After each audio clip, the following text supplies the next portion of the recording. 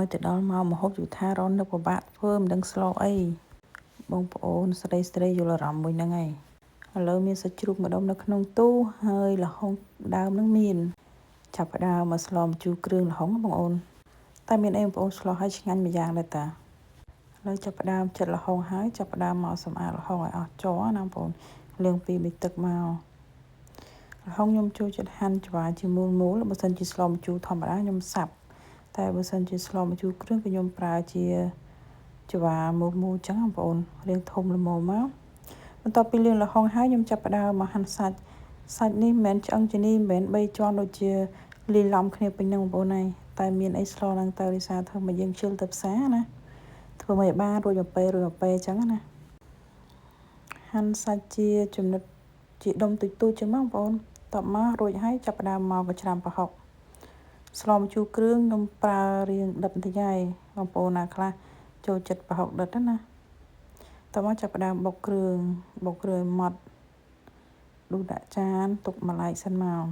ឥឡូវចាប់ផ្ដើមមកដាក់ឆ្នាំងហើយដាក់ប្រេងឆាបន្តិចដើម្បីលីងគ្រឿងកាន់តែឈ្ងុយណាបន្ទាប់ពីដាក់ខ្លាញ់ហើយចាប់ផ្ដើមលីងគ្រឿងឲ្យឈ្ងុយ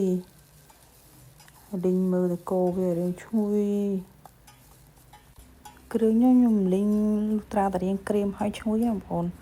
បានម្ជូរគ្រឿងយើងឈ្ងុយល្អណា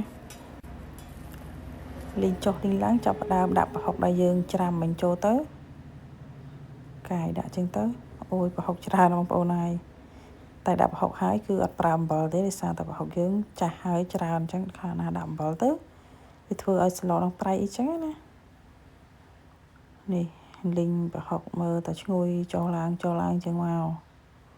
អូយឈ្ងុយដល់2បេះណាបន្ទាប់ពីលីងហើយយើងស្ងួតយើងចាប់ផ្ដើមដាក់ទឹកបន្តិចមកលីងចុះលីងឡើងមើលឈ្ងុយចាប់ផ្ដើមចាក់សាច់ចូលកូរវឹកកូរម្លេងម្សាទៀតស្លម្ជូរគ្រឿងមួយឆានេះកូរឡើងចង់ចុកដៃកូរចឹងបងប្អូន